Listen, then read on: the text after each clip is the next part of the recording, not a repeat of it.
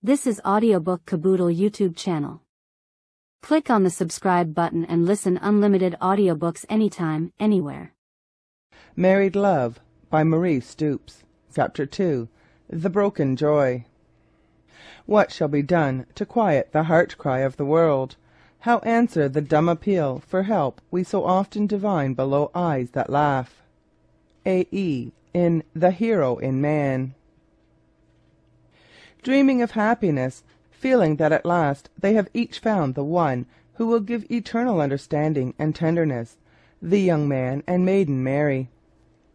Note: in this, and in most of the generalizations found in this book, I am speaking of things as they are in Great Britain, while to a considerable extent the same is true of America and the Scandinavian countries. It must be remembered all through that I am speaking of the British, and primarily of our educated classes.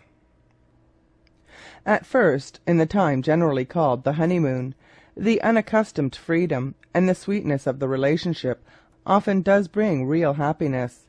How long does it last? Too often a far shorter time than is generally acknowledged. In the first joy of their union it is hidden from the two young people that they know little or nothing about the fundamental laws of each other's being. Much of the sex attraction, not only among human beings but even throughout the whole world of living creatures, depends upon the differences between the two that pair. And probably, taking them all unawares, those very differences which drew them together now begin to work their undoing. But so long as the first illusion that each understands the other is supported by the thrilling delights of ever-fresh discoveries, the sensations lived through are so rapid and so joyous that the lovers do not realize that there is no firm foundation of real mutual knowledge beneath their feet.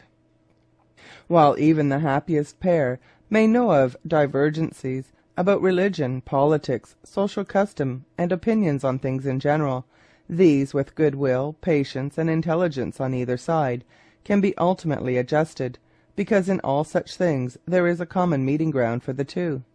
Human beings, while differing widely about every conceivable subject in human relations, have at least thought about them, threshed them out, and discussed them openly for generations.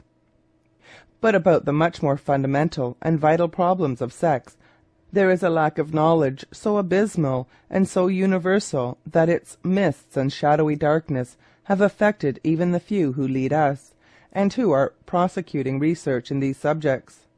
And the two young people begin to suffer from fundamental divergencies before perhaps they realize that such exist, and with little prospect of ever gaining a rational explanation of them.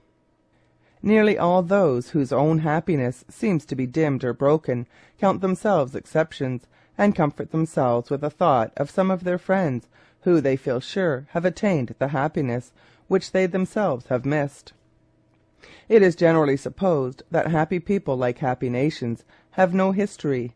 They are silent about their own affairs. Those who talk about their marriage are generally those who have missed the happiness they expected.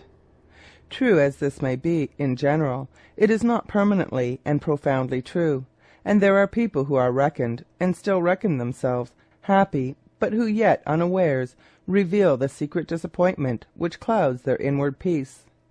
Leaving out of account femme incomprises, and all the innumerable neurotic, supersensitive, and slightly abnormal people, it still remains an astonishing and tragic fact that so large a population of marriages lose their early bloom and are to some extent unhappy. For years many men and women have confided to me the secrets of their lives, and of all the innumerable marriages of which the inner circumstances are known to me, there are tragically few which approach even humanly attainable joy. Many of those considered by the world, by the relatives, even by the loved and loving partner, to be perfectly happy marriages, are secretly shadowed to the more sensitive of the pair. Where the bride is, as are so many of our educated girls, composed of virgin sweetness shut in ignorance, the man is often the first to create the rift within the lute. But his suffering begins almost simultaneously with hers. The surface freedom of our women has not materially altered, cannot materially alter, the pristine purity of a girl of our northern race. She generally has not even the capacity to imagine the basic facts of physical marriage, and her bridegroom may shock her without knowing that he was doing so. Then, unconscious of the nature, and even perhaps of the existence of his fault, he is bewildered and pained by her inarticulate pain. Yet I think, nevertheless, it is true that in the early days of marriage the young man is often even more sensitive, more romantic, more easily pained about all ordinary things, and he enters marriage hoping for an even higher degree of spiritual and bodily unity than does the girl or the woman.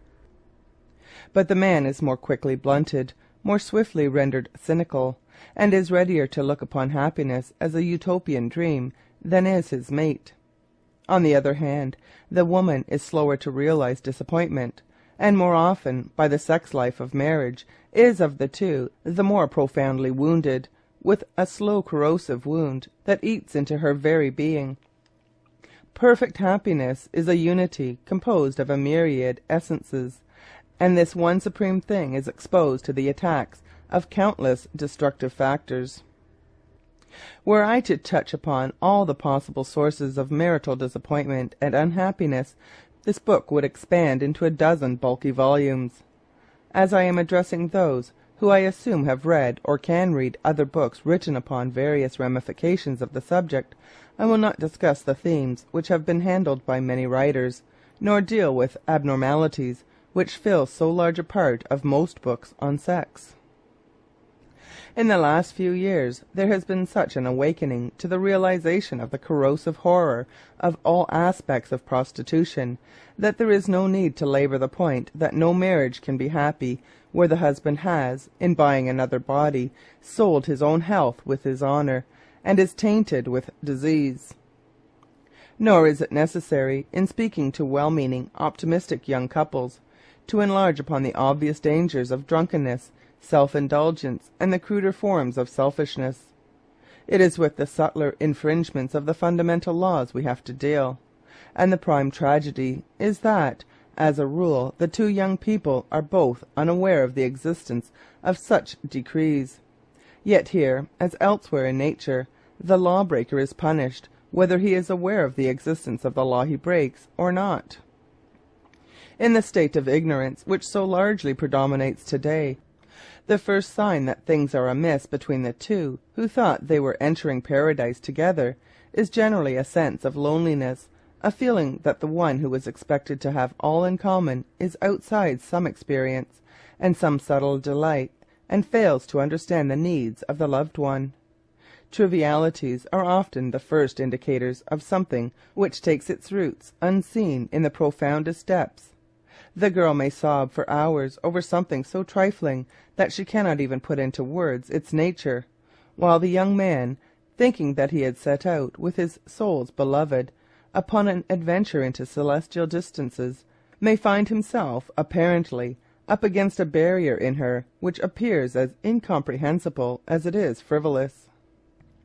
Then, so strange is the mystical interrelation between our bodies, our minds, and our souls, that for crimes committed in ignorance of the dual functions of the married pair, and the laws which harmonize them, the punishments are reaped on planes quite diverse, till new and ever new misunderstandings appear to spring spontaneously from the soil of their mutual contact.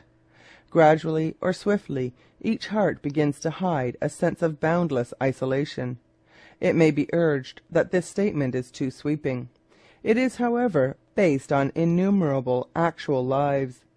I have heard from women whose marriages are looked upon by all as the happiest possible expressions of human felicity, the details of secret pain of which they have allowed their husbands no inkling.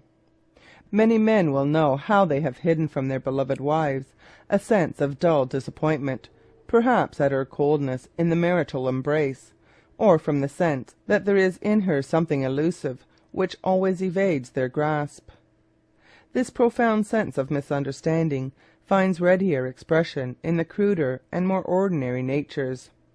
The disappointment of the married is expressed not only in innumerable books and plays, but even in comic papers and all our daily gossip. Now that so many movements are abroad, folks on all sides are emboldened to express the opinion that it is marriage itself which is at fault.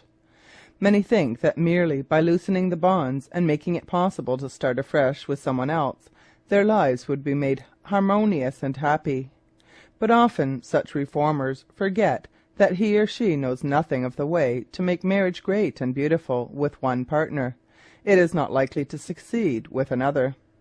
Only by a reverent study of the art of love can the beauty of its expression be realized in linked lives. And even when once learnt, the art of love takes time to practice.